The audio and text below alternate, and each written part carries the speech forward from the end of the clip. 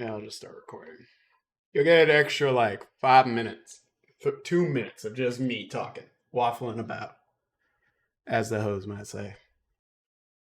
Man, this noise.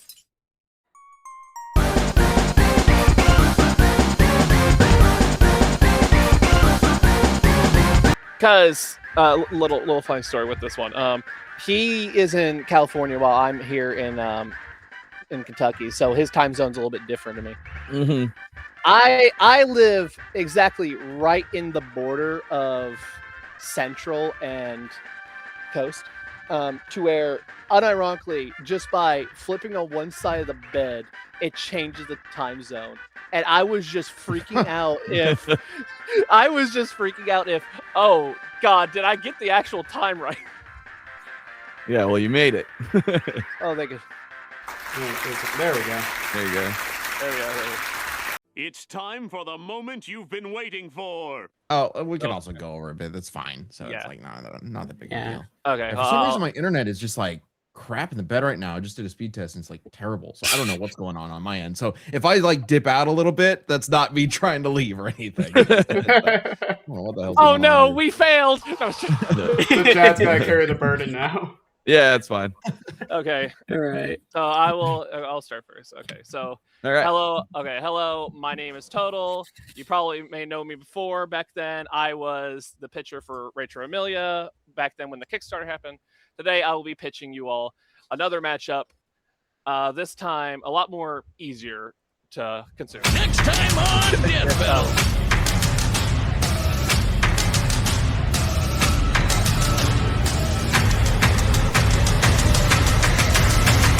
Subscribe and join as a member to see more Death Battle. Thanks for watching. That's right. It is the masked luchadors themselves, King from Tekken versus Tizoc from Fatal Fury. So before we start, I just want to thank everyone here. This was a massive group project for a bunch of people, including our good friend Insanity, who was the main starter for all of this. Now, let's get to the great characters. So why this matchup specifically? Well, back then, Balrog TJ combo aired. It was, in my opinion, the best episode y'all have done. Probably still is. I don't know. Wow. And I thought, let's run that back. This time with wrestlers. Not just any wrestlers, luchadors. You could do much with both of these characters, especially with how popular King is. He's like the big Tekken character. Tizoc, despite his series having a low popularity back then, when I think it's City of the Wolves came out, he became more the fan favorite than Terry and Rock. So there's your views. King King the Second is actually an orphan. Was raised in an orphanage by King the First, who died after Tekken 3 to Ogre. King the Second comes in and takes up the mantle. He kind of sucks at wrestling. Then Armor King comes in, who is the rival to King the First, adopts him, raises him, and then we know him as the King that we see today. Here is the appearances he has been in for y'all. Tizoc, on the other hand, he is very known in Mexico. He is beloved by the children until one guy named Vox comes in, beats his ass, and he kind of loses that heroic spirit in him. So he enters the King of Fighters tournament, the 02 one, and then comes back with his spirit in City of the Wolves, which was supposed to take place a year before that tournament. KOF's weird, but there's also another version of him, which you can all add on to him, which is King of Dinosaurs. And then here's the appearances for him.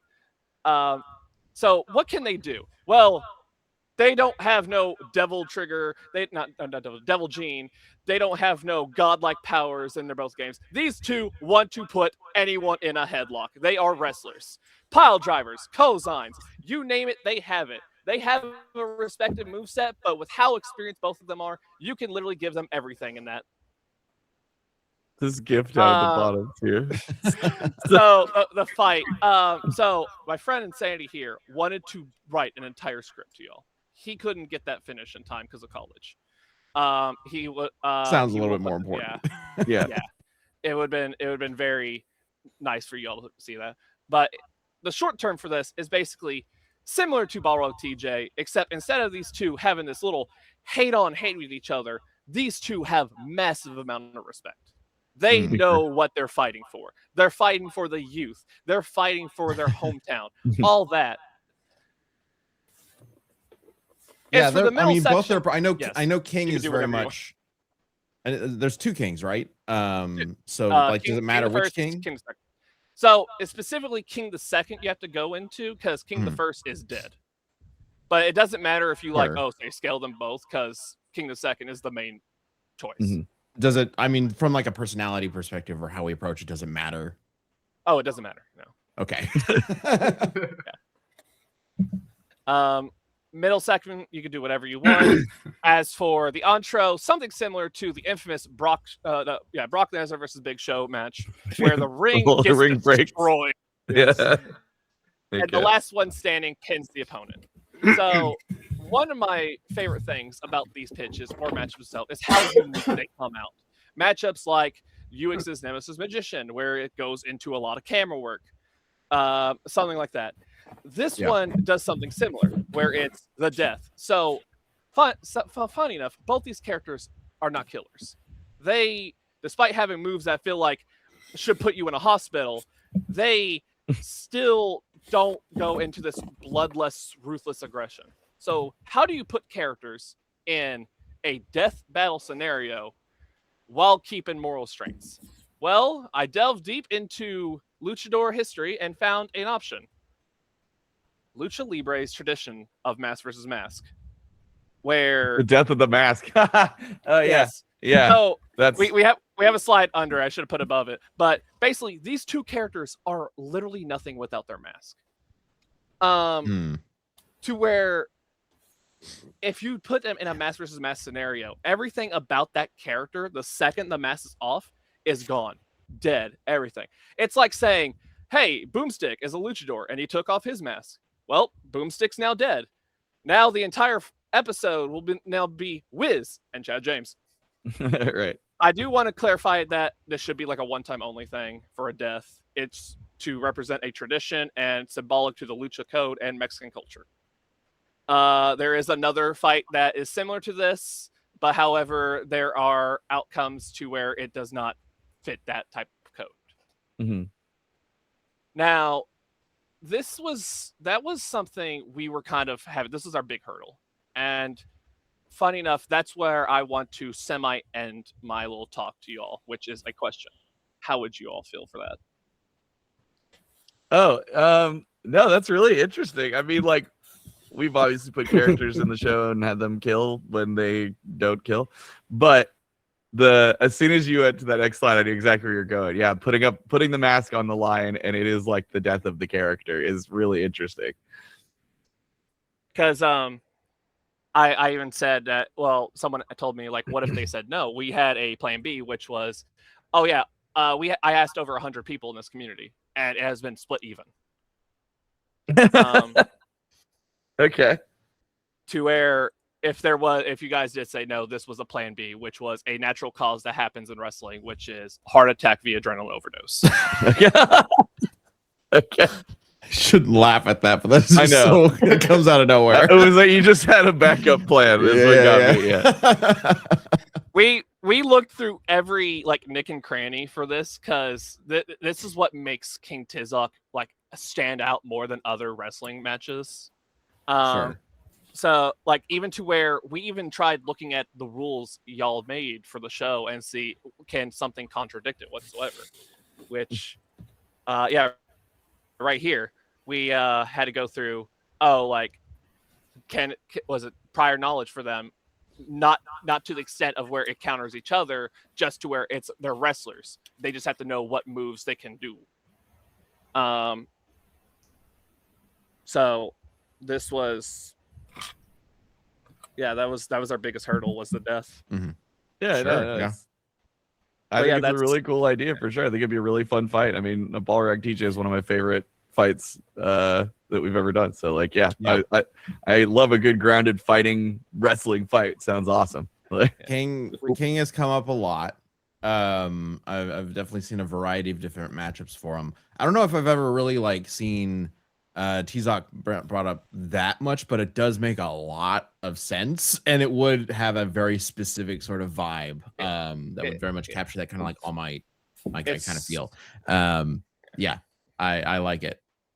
We even added for y'all, like, hey, if this does come up like as an idea, here we decided to put a whole list of ideas for the matchup to where Boomstick, like in the episode, Boomstick becomes a fan to where he dons a mask and calls himself Boom Shakalaka. That's fun. It's pretty great. Yeah, this has a lot of potential to where like you can be super creative with the waiting period and the animation. Yeah, I'm pretty sure. I think that's much I could say. If you guys have any questions. No, I totally get it. I love the premise, and like, are you picturing like narrators like during the match, like the way like a wrestling match would be, like or like now? Yeah, I think it would be like either Wiz or Boomstick, or just have Boomstick with Ringmaster. Yeah, that'd be fun. Yeah, no, I get it for sure. This would be a really cool fight. Oh yeah. Sorry. Okay. Last questions before we transition to Lantern's side for his massive.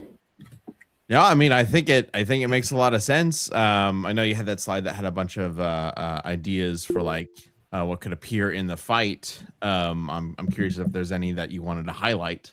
But also that message that just popped up in chat. If you want to send this presentation to that email, feel free. No pressure or anything, but that way we could reference it before. But yeah, I think that's really, it makes a lot of sense in the matchup. There's a lot of potential to it, for sure. Sorry to interject, but I know someone's going to have fun animating the entire King combo. Oh yeah. Oh yeah, no, thank you for reminding Croat. I talked about this, and it was like they're not going to do it, but it'd be so funny. There's an iconic clip for King where someone tries to break out of King's combo, and it's so difficult. I want to see if we could do for that part of the preview, have Liam or Luis, sorry for having summer, just try to escape that combo. Okay. Oh, I see what you mean. Sure. Yeah. Because it's like, oh, we're gonna make this up. Oh no. Oh boy. Anyway, I think this is a good time to transition to the other section. Am I right, Lantern? Yeah.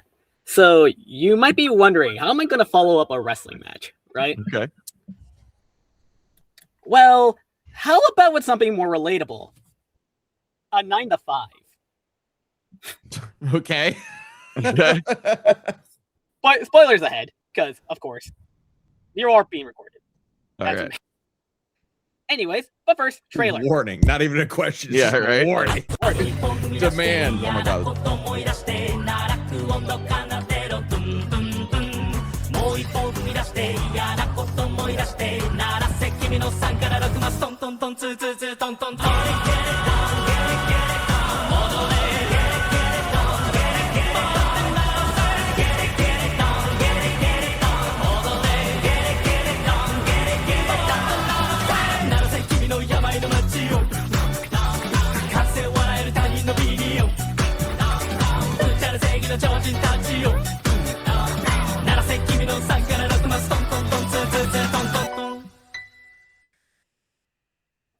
That's right. My pitch is the kindergarten teacher versus the store owner. Rita versus Taro Sakamoto. Love it. That was a great trailer. Yeah. Thanks to Total for making it. Anyways, let's get started, right? So, once there was a hitman considered the greatest hitman of all time. Bad guys feared him and all hitman revered him. But one day, he fell in love, got married, had a baby, and then got fat. 6 years later, that same man would open a convenience store and be visited by his former partner, the clairvoyant, asking for his head. After humbling him and making him work $5.35 an hour, he had later learned that he has a bounty of a billion yen on his head. So he decided he'd fight to get that bounty removed. Fair to say, that was not easy, as he later found out that an old acquaintance in his evil group was the reason that bounty exists, and threatened to kill his family, basically. So after a few close calls, he questions whether or not leaving the assassin lifestyle was the right thing to do. But then he's reminded of something you learned long ago. Being scared to lose people does not make you weak. It's the path to make you stronger. Mhm. So you might be wondering who this man is. If the screen doesn't already say, his name is Taro Sakamoto, and he will fight any would-be assassin that will try to hurt his life. Yep. So now, what can he do? In terms of powers, he has enhanced strength and speed. He's not very crazy in powers. So let's get to his weapons, which are mostly normal. We have his trusty handgun, a taser gun, an apron that's way too durable for half the stuff he survives, and bulletproof glasses, because he's not going to buy a new pair every time they break. He has more stuff in the back. So, as you may have noticed, we have someone restocking. That's completely on me, but it seems like he's about done. Dang. So, Sakamoto doesn't just use basic weaponry. You could say the environment is his weapon. From using a pen as a dagger to using a stop sign to stop a bus to projectile cactuses. Everything in the environment is Sakamoto's toy to use as a weapon. And good thing too, because this is what a normal life looks like for him. He has deflected a bullet by spitting out the candy he's eaten, stopped a bullet point blank with a fork. Oh my god. And then swung a roof hard enough to create a mini tornado. Okay. Yeah. So that's all well and good, right? But what about his opponent, you might be asking? Well, Kindergarten Noir is the school for where the rich and powerful where the children of the rich and powerful go to learn and play. But because of this, they're frequently attacked by assassins and kidnappers alike. So what's to do? Well, how about enlisting criminals to guard these kids for over a year in exchange for freedom? Okay. Among them is Convict 999, a woman once known for her ruthless and freakish proficiency with any weapon. Facing her is like having a blood spell cast on you, striking terror into your soul. However, she did not want this reputation. She just wanted to be loved. And so, through circumstances that we still don't know, she was captured, enlisted in the Kindergarten Noir, and coined the name Rita. Now she has a plan to gain her freedom and find herself a boyfriend. There you go. It was Okay. it was during this that she learned that she found a place where she truly belongs, where people love her. She seemingly found the thing she's always wanted. Mhm. And then her brother Leo showed up with his evil group and started to not only threaten to take it all, to make her life a living hell, but also to kidnap a kid. You know, a typical sibling rivalry. Oh yeah, right, yeah. Yeah. So, amongst all the pain, loss, and overall annoyance Leo and his group did, she would finally fall in love. That's right, boys and girls, she got herself a boyfriend. And then he immediately got voluntarily kidnapped. Voluntarily kidnapped? What? Yeah, It's a long voluntarily. story. Okay. It's a long story, but he definitely just decided to get kidnapped. Okay. Okay. But anyways, Rita now fights for something she never thought she'd have. A potential future with a boyfriend who'd watch movies all the way through the credits. Oh no. Yeah. So, Funny. similar to Sakamoto, she really only has enhanced strength and speed, so we'll focus on her weapons. She has her trusty M92F, which is her trusty handgun, a cell phone, and a government-issued bulletproof apron, and an EMP, because every kindergarten needs one. Yeah, of course. Of course. On the other side, you can see some of the stuff she picked off the side of a road. We have a garden trowel that she's used to stop a sniper bullet, a basketball hoop that she used to cut an RPG, Okay. Okay. and a jump rope that she uses as a lasso. She has way more, but this is some of the very funny stuff. So how about we look at some of what she's done to protect their class this semester, right? Dang it. I completely forgot about them. My bad. So these are the noodle pups, all named after flavor of noodles, and they are able to sniff out the bad guys by just their blood, catch them with razor-sharp fangs, and pretty much understand human speech. Okay. Wait, Yeah. what? Okay. Like are they actual dogs or Yeah, they're actual dogs. They're poodles. They're okay. like little poodles. Okay. I should know one of them bit me. Okay. So let's get for real this time. Let's get to what she's actually done to save the protector class. She has destroyed the temple with a punch. Somehow What? fired a gun fast enough before anyone could realize the gun was even fired. And as brought up earlier, she stopped the sniper bullet with a garden trowel. Incredible. Yeah. Wait, why are people shooting at these kids? What's going on here? The kids.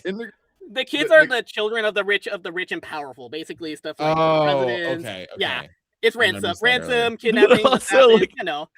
That tiny little kid looks so innocent, just like I'm just digging, and then somebody's trying to snipe that kid. God. Yeah. It is wild. Okay. Okay. All right, now let's get to the fight. Right, these are in fact assassins, so I feel like this would have to start as a gunfight, like obviously. Yeah. But the thing is, Sakamoto really likes taking stuff to the unconventional very quickly. So I feel like once the second bullet's thrown, he just spit out like the candy he's eating, and just deflect the bullet. Mhm. There is a scene in the manga where he ducks behind a bunch of shelves and starts rubber banding candy out to his partner, because this is like back when partner was trying to kill him. Okay. So my Okay. response to that is have Rita grab like a garden trowel off the shelf or from her pocket and just start deflecting the candy back at him. Okay. Yeah, like this is Yeah. how the fight. Yeah, it's like there's stuff like having a pole arm fight with the basketball hoop and the stop sign, having Right, a whip fight sure. with the jump rope and clothesline. Yeah, you get the point there. Then there's the whole bits of their forms, because they have forms. Of course they do. Okay. Sakamoto, for some reason, is able to move fast enough to where he loses all his weight in just a matter of seconds. Don't ask me how. It just happens. Oh, is that him? Up Yeah, there? that's him. Yeah, That's this is him. Sakamoto. This is him. Yeah. Yeah, don't ask me how he does it, but he does. Okay. And Rita is a little bit more weird, because she does have an alternate form, but the changes are minimal, as it is more a change in demeanor and more taking the fight to a place of no return, basically. Mhm. Like, It she's is- going for blood. It is also kind of important to note, Rita has a weakness for hot guys. Yeah, that's what happens here. So this would be like one of the few times where you can have a character react to the other character's transformation in a very funny way, where Rita tries to keep her composure at this man just losing all his weight and looking like this now. Sure. Okay. Mhm. Yeah, I think it'd be a fun little gag. So, But like, that's are the noodle pups part of her arsenal? Like, yeah, she they are. could- Yeah, they Yeah, are. Oh. Like the teacher, like all the teachers get access to every gun in the armory, and the pups count as basically weapons, which is weird. Okay. I don't want to see these dogs die. No, we have a Okay, solution so for that. We had a solution for this, and that is Sakamoto grabs dog treats off the shelf and then chucks them to keep the noodle pups at. Yeah, okay. We Yeah. have a solution for the noodle Yeah. pups. You don't have to kill the dogs, don't worry. All right. But that's not where there's one thing I didn't bring up, and that's the death, and of course this has to end in a fist fight, because they're going for all their weapons. They go for all their conventional weapons. They realize, hey, none of this is working. Put up thy dukes. Let's go Simon Cowell style and bring this up with just hands. Right? Mhm. Sure. But there's a second part to this. The importance of not killing, which is gonna tie to his, but keep in mind, for the research and debate, yes, I think this should be like put on the side, because it is technically what's preventing from killing. But for the actual animation, I think it'd be nice to see them like hesitate actually pulling the trigger and stuff. They are assassins after all, but they are assassins who just don't really want to kill anymore. okay. Right? So I think it'd be nice to perhaps some moments where one or the other just starts hesitating to actually pull the trigger. And since they're assassins, a moment is kind of all they need to flip the ties on the other. So Okay. there's that. And the other reason I think a fist fight would be really cool is that that's a way you can have them kill without them, acknowledging they actually killed. Because they're fighting at full force. They don't know how much stronger or weaker the other one is. So one good hit Okay. could very well just knock him out or like basically, you know, you get the idea of what I'm trying to put down. Sure, yeah. Yeah, I love that y'all like this. Both pitches are like, but what if you didn't kill anyone? Yeah. It's a very weird coincidence. Very weird coincidence, but I think it ties it out very well.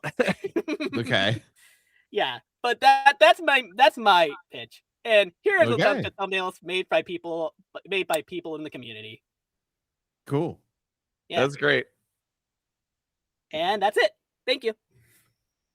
Yeah, well done. That was awesome. Awesome. Yeah. Yeah. I mean, you can send that presentation to that email that's also in chat if you'd like. Again, no pressure or anything.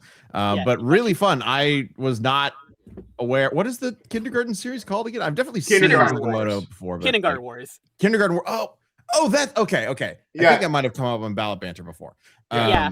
It is important to note for both of these series, both mangas are in their final arc, and Kindergarten Wars anime is airing next year.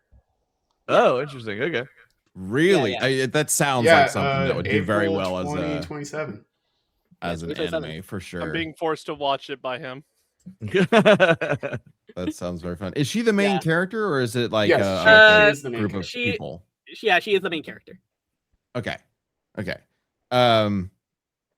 It's very fun too. And like I've heard of Toro before. I've seen some stuff, and like I think some people put him up against John Wick. I've seen Yeah, I think we've seen before. it. I've before, yeah. I've seen John Wick. Yeah. I've seen Kazuma Kiryu. But it's Yeah, like, but then I like think- the yeah, this highlighting one- the similarities of what they're able to do with just like like he's catching a bullet with the fork. She's deflecting it with the spade. Like it seems like there'd be really interesting. They're like on an even playing field kind of here. It'd be good to Yeah. figure out. Yeah. Yeah. It'd be fun. Yeah. It sounds very fun, very thematically appropriate, and also just Yep. like we could have a lot of fun just like Yeah. coming up with wild shenanigans and We- scenes and stuff. So Like- we actually have this joke that involves the Doodle Pups. I just really want to share it. Like, Okay. like there's another character in Sakamoto Days called Shin. He's very important. He's basically like the secondary protagonist. Not part of Sakamoto's arsenal, but we think the animation would be really funny when Sakamoto sees Noodle Pups goes, I know how to deal with this. Shin, you deal with them. And he just goes after Rita. Okay. And it cuts Sure, back to yeah. just Shin getting Yeah. destroyed Yeah, by yeah. Noodle Pups. Yeah. That's great. There's like a lot It's of fun. fun things too, because it's not just stuff they can grab, it's stuff like even stationary stuff. Like Rita has like tricked his brother like in front of a swing and had him get smacked by the swing. Yeah. I think there was a yeah. Yeah, I get it for sure. Starts out as like, assassins with guns, but then it leads into this like crazy MacGyver-esque, they'd have to fight in like a shop or like, some place that just has a bunch of crap that they can get their hands on, which Yeah. I leads feel to, like the more like absurdly like they have to go into locations that are just like not suited for any sort of fight at all, right? Yeah, like, that's, yeah, like like convenience store, like of one course, of the but biggest things I would like to see. It's just them taking the fight from the store to wherever the hell you want to take it. Mhm. yeah, Kids Park is just a walking saw trap. Yeah. Kids Park is a great example of that, right? Just like and go into a little museum area or something, like just these like everyday locations where nobody should be fighting here, kind of thing. Yeah, Like, Yeah. I think that's there's great. a fight in the Kindergarten Wars where they take it to a casino, so that's also really fun. Oh, yeah, Yeah, that's good. That's good. for sure. Well, thank you guys for putting together these presentations and sharing Yeah. your ideas with us. This is really cool. These are thank very you. fun ideas, and great takes on. And we've definitely seen these characters floating around, but like really getting into like the matchups and why they work. It's great to know because clearly I'm not familiar with Kindergarten Wars at all. Like, so I it's think great to learn if about you ever that. have time to check it out, it's really fun. It sounds very 100% fun. It check sounds it very out. fun. 100%. I'll have to give it a look. Yeah, and I'm excited that it sounds like a perfect concept for an anime as well. So I'm glad that's happening. That's great. Yeah, this was very fun. Great job, guys. Excellent pitches. You guys nailed those. Thanks. Well, yeah, thanks again for taking the time to tell us about this stuff. We appreciate it, and of course the support for watching the show and everything. Tell 10 Tales we appreciate the support as well. Yeah. Yeah, thank you guys But, so much. yep. Hope you guys have a great weekend. Again, thank you. This is incredible. Very fun. Yep. Later, All right, y'all. take care. Later. Bye.